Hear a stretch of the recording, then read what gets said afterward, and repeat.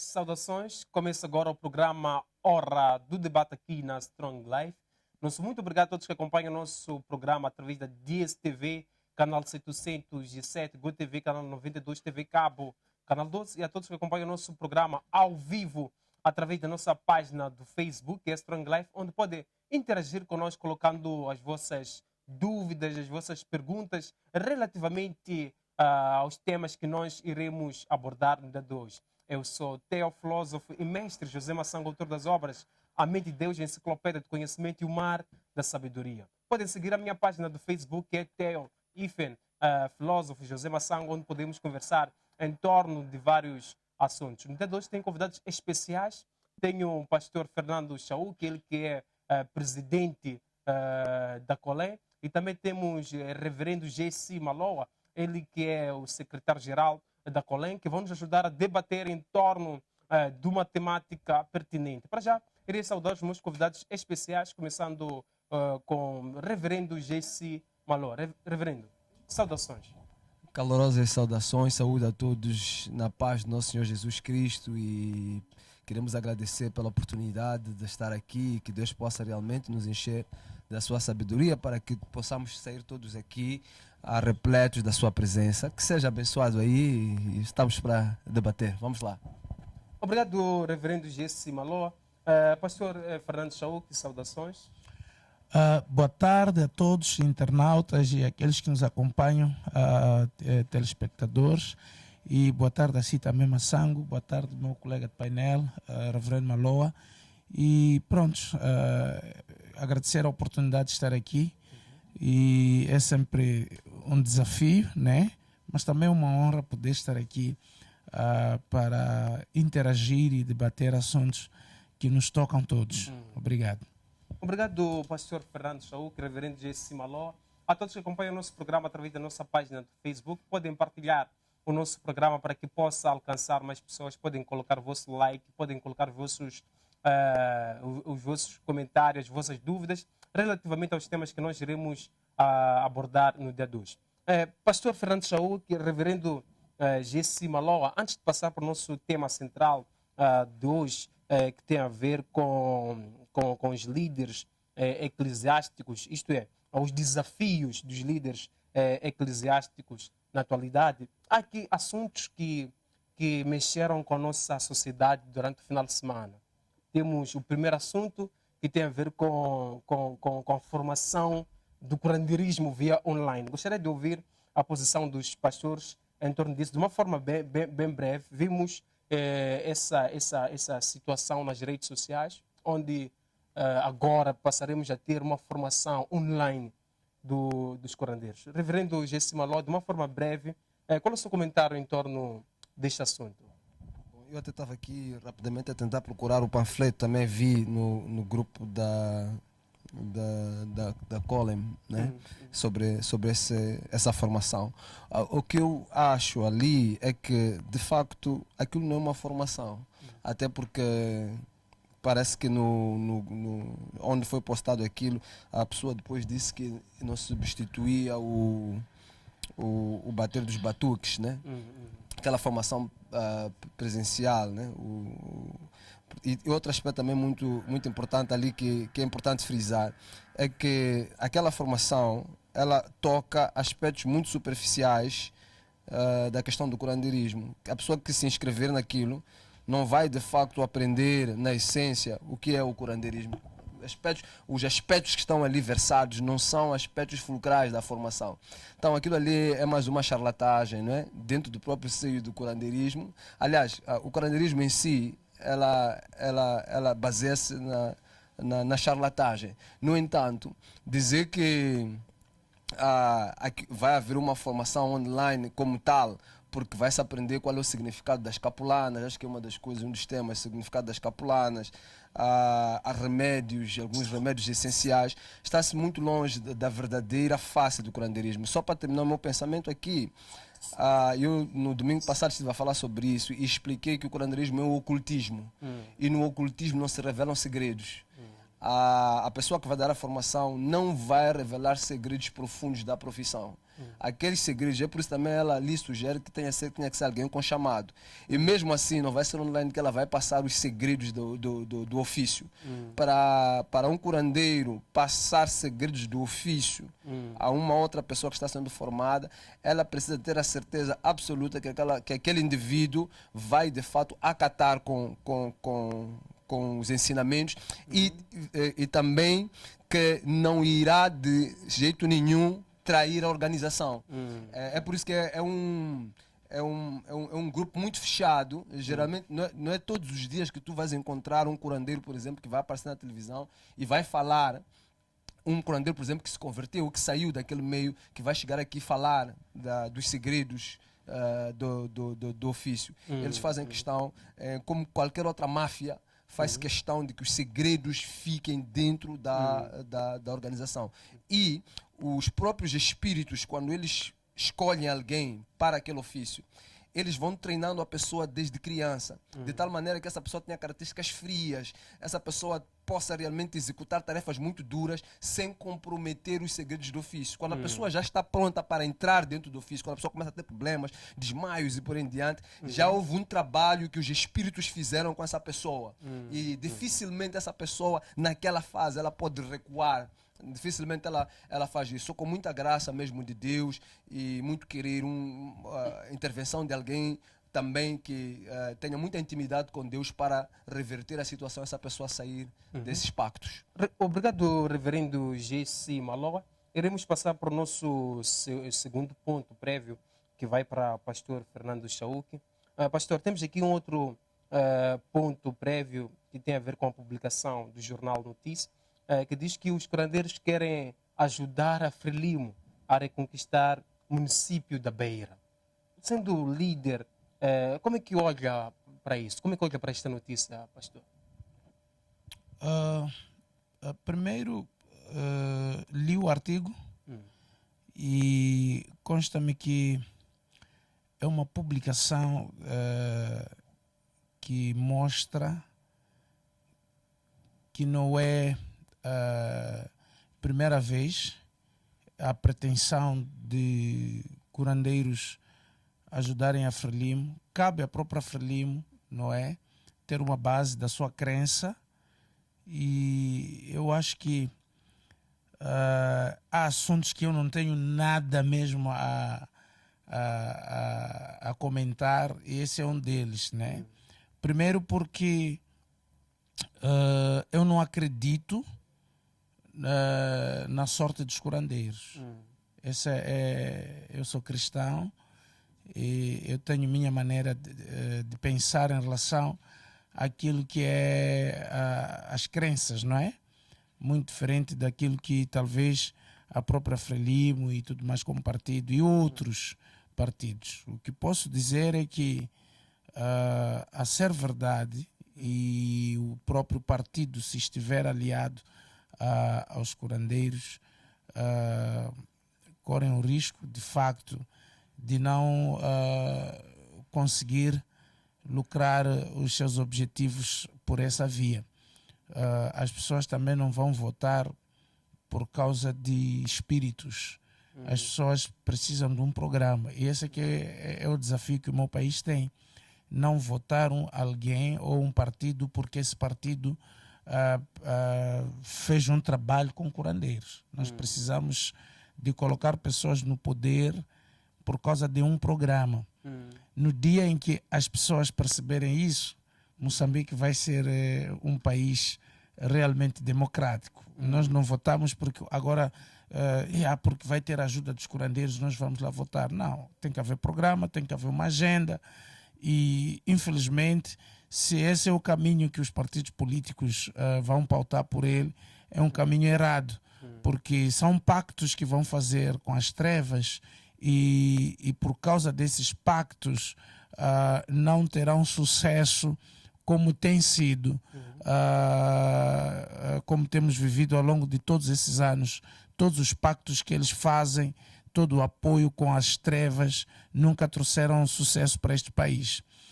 Continuo acreditando que feliz é a nação cujo Senhor é Deus. Continuo acreditando que Deus tem a sua parte dentro deste país e que as pessoas precisam de confiar no Senhor.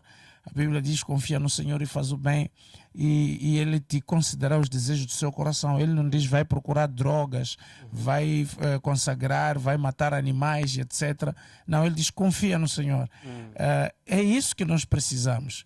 E infelizmente nós temos líderes que se identificam com curandeiros e por conta disso podem já estar a mostrar como é que eles fazem, como é que funcionam, o que é que sustenta as suas lideranças e aquilo que eles fazem. E é um sinal para nós podermos perceber se estamos a ser liderados por pessoas que realmente são competentes, escolhidos por Deus, ou estamos a ser liderados por pessoas que são os seus tronos são sustentados por demônios, pela feitiçaria. Então, para mim, as pessoas precisam de observar tudo isto. E, acima de tudo, a igreja em Moçambique precisa de observar tudo isto e tomar uma posição séria. E é isso que eu penso que interessa nos conversar dentro de vários desafios. É este desafio de preparar uma igreja equilibrada, que vai saber ser e estar em meio à vida política e saber tomar uma posição séria na decisão de quem deve nos liderar. Eu penso que basta, já chega, já sofremos o bastante, já vimos esses curandeiros a serem usados nas inaugurações de tudo que nós conquistamos neste país, já vimos e se for a ver, são os curandeiros que inauguram as nossas infraestruturas. E quando há acidentes, esses acidentes que acontecem no nosso país afetam mais a própria infraestrutura. Portanto, nós temos um Deus fraco e falso, que eles confiam, que consagram as coisas e entregam na sua jurisdição espiritual. E esse Deus não tem capacidade de proteger aquilo que diz que ele mesmo foi lhe dado de direito. Então, é hora de pensarmos, se esses curandeiros já vêm consagrando, os nossos líderes já vêm consagrando estradas, infraestrutura e demais, e ao mesmo tempo esses demônios não conseguem sustentar aquilo que lhes foi confiado, não acha que é tempo de mudar? É tempo de nós começarmos a pensar diferente. Eu diria, vai ser muito difícil para pessoas conscientes, tementes a Deus, amantes a Deus, irem votar nesse tal partido que já declarou que nós confiaremos nos curandeiros para nos colocar no poder. Isso aí, eu não posso fazer isso. Eu até prefiro que me governem sem legitimidade. Sabe o que é que isso significa? Significa que não lhes votar e não ganharem pelo voto e usarem essas manobras todas e outras para se manterem no poder. Não é essa via que nós esperamos. Nós esperamos partidos políticos que se levantam com integridade, com patriotismo, que vão se preparar para governar esse país com princípios sérios, não continuar a afundar o nosso país no obscurantismo, no curandeirismo, na feitiçaria, que é chamado de curandeirismo e por aí em diante. Portanto, eu não aprovo essa ideia e essa publicação revela para nós, é um sinal de, afinal de contas, os que nos governam, antes de entrarem no poder, já vão atrás desses poderes estranhos. É por isso que, quando estão no poder, eles devem voltar para esses poderes de novo, para sustentar aquilo que eles conquistam durante o tempo da sua governação. Está errado. Obrigado, pastor Fernando Chauk e reverendo Jesse Maló. A todos que acompanham o nosso programa através da nossa página do Facebook, continuem interagindo conosco, colocando as vossas mensagens relativamente aos temas que nós iremos abordar no dia de hoje. Temos aqui na nossa página do Facebook a mensagem do apóstolo Gerson Daracube, que diz o seguinte: Deus abençoe os homens de Deus, saudando ao pastor Fernando Chauk, ao reverendo Jesse Maloa, acompanhando o programa a partir do Brasil.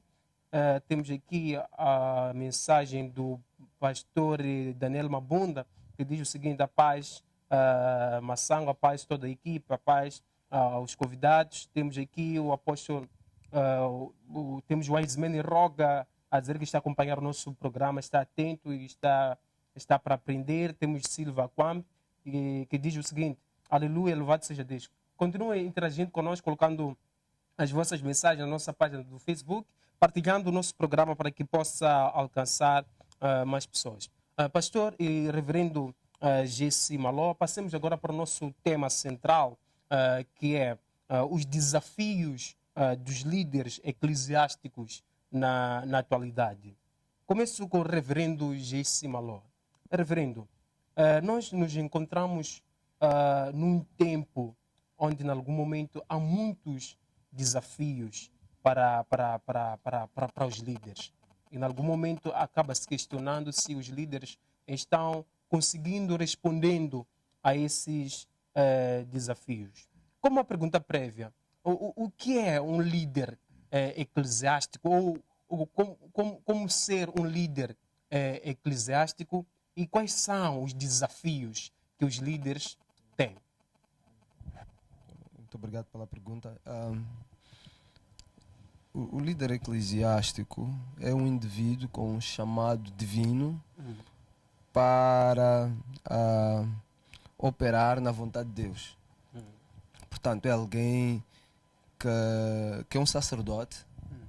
Dentre os sacerdotes, é chamado especificamente para liderar um grupo de sacerdotes, porque se a gente vai ao livro de Pedro, a Bíblia diz que todo crente é um sacerdote. Isso é muito importante ficar claro, porque às vezes as pessoas vão para a igreja e pensam que é só chegar lá, ficar sentado, ouvir palavra. Não, todos nós somos sacerdotes e temos esse chamado universal para nos tornarmos sacerdotes por meio daquele que nos chamou das trevas para a sua maravilhosa luz. E nesse aspecto nós somos chamados de sacerdotes reais.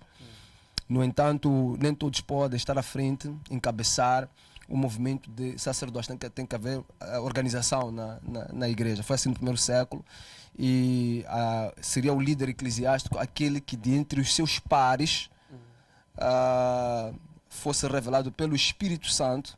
E isto também é muito importante, porque tem que ser, não pode ser algo de um grupo de amigos em que a gente vai achar que o Massango, porque tem melhor eloquência, ele pode liderar o movimento. Não, tem que ser o Espírito Santo chamando este indivíduo. Então tem que haver uma revelação do Espírito Santo e uma consagração por imposição de mão. O processo para isso tem muitas fases, dependendo de caso a caso. No entanto, quando Deus quer levantar alguém, Ele cria condições para que todos vejam que de fato essa pessoa tem uma visão específica sobre para onde é que Deus quer levar o barco. E aí há um aspecto muito importante, que é a confirmação. A confirmação geralmente não vem do seio das pessoas que decidem levantar a pessoa. Isto é, se estamos aqui um grupo de 10 ou 20, estamos a orar pela consagração de alguém, achamos que é este o indivíduo que realmente pode liderar o movimento. A confirmação de que é aquele indivíduo de fato que Deus escolheu não há de vir daqueles que conhecem. Há de sempre vir de um estranho, alguém de fora que vai receber alguma revelação da parte de Deus ou alguma indicação da parte de Deus que de fato abona que aquela pessoa lidere este processo. Então, seguir estes mecanismos todos, por vezes, traz problemas, traz conflitos, principalmente nos dias de hoje em que as pessoas querem rapidamente liderar a igreja. O ponto ali é, eu quero estar à frente, eu quero ser o líder, quero ser o cabeça.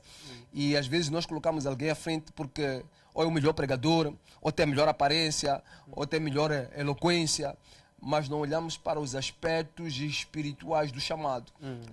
Que nem sempre o líder vai ser a pessoa que vai estar a liderar o grupo, vai ser a pessoa que de fato vai estar à frente, vai estar a pregar ou vai ter visibilidade.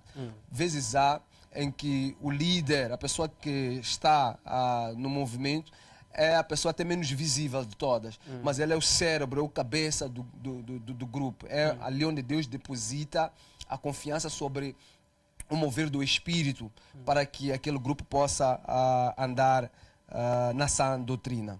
Então, posto isto, eu identifiquei 5 desafios que que para mim saltam à tona quando tratamos sobre esse assunto. É claro que há de haver um e outro aqui que vai se interligar, mas estes 5 aspectos para mim são preocupantes. Não vamos debater ponto por ponto. Quando eu estiver a fazer a minha oratória, vou sempre fazer assim uma miscelânea por uma questão de economia de tempo. Mas o primeiro desafio que eu identifiquei quando fiz uma análise sobre o tema é doutrina. Há um grave déficit doutrinário nos líderes. E esta questão de doutrina tem que ver também, a doutrina está ligada à formação. E quando a doutrina não é solidificada, tu tens outros problemas que advêm, que é, por exemplo, a questão das heresias e também a questão da apostasia. Muitos dos líderes, eles estão apostados ou são heréticos porque não têm doutrina.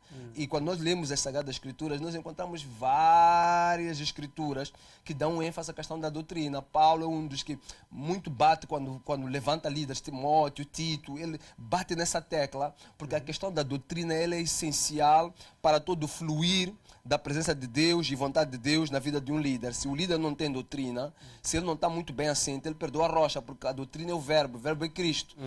O segundo aspecto que eu acho que é um grande desafio, que também está ligado ao primeiro, é a questão da essencialidade da igreja. A igreja não é vista como um serviço essencial. E este desafio traz consigo várias consequências. É que quando a igreja não é vista como um serviço essencial, perde-se o norte da bênção em relação à nação como tal. É importante que as pessoas, a própria nação, tenham um reconhecimento da essencialidade da igreja e do homem de Deus. Quando isso se perde, a nação está perdida. Veja só, por exemplo, na Bíblia, nós temos alguns homens de Deus que não viviam dentro da nação de Israel, porque Israel tinha perdido a essência ou a essencialidade dos profetas.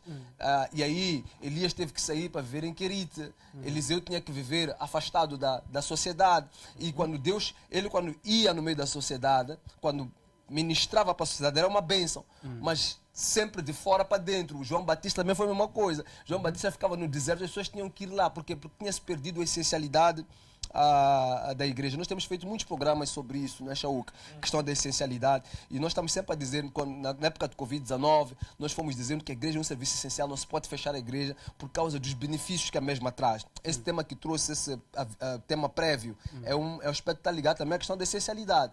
Quando se leva curandeiros para ministrarem ou para consagrarem infraestruturas, é porque se perdeu a essência da a tautologia, a essência da essencialidade da igreja. E este aspecto de se perder esta essencialidade traz consigo, como eu já disse aqui, vários problemas que por exemplo, hoje está a chover e as pessoas não conseguem andar, é problemático, as infraestruturas se destroem.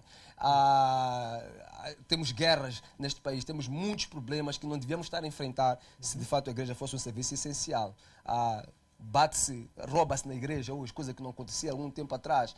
Nós temos que nos gradear por completo. Invade-se, polícia entra na igreja, invade a igreja, né? As pessoas não têm respeito pela igreja. Terceiro, a união com Cristo. A união com Cristo é que vai determinar até que ponto é que esta igreja que nós estamos chamando de igreja está se movendo no propósito de Deus nesta dispensação. O que acontece é que as pessoas estão unidas com a igreja. Quando falo de igreja, estou a falar de congregação. Com a congregação, estão unidas com o pastor, com o profeta, estão unidas com a malta, mas elas não têm união com Cristo. E aqui eu estou a falar exatamente dos líderes. São líderes que se auto-levantaram.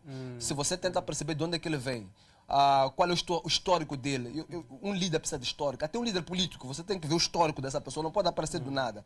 Então, há um certo histórico que tem que se procurar num homem de Deus, que demonstra o que traz é visível esta união que esse indivíduo tem com Cristo. Quarto aspecto, falsos profetas. Falsos profetas é um outro grande desafio. Por quê? Porque eles misturam-se como lobos no meio de ovelhas. Então, as pessoas que olham de fora para a igreja, elas já ficam sem saber se aquele indivíduo ali é ou não é. Estamos aqui, pastores, as pessoas já ficam sem saber, mas será que ele é ou não é? Está ali uma igreja que abriu ontem, ela é ou não é? Então, falsos profetas é também um grande desafio da liderança. E o quinto e último, a perseguição às igrejas. Eu já fizemos um programa aqui sobre isso, que Moçambique já foi enquadrado nesta dos 50 países mais perseguidos.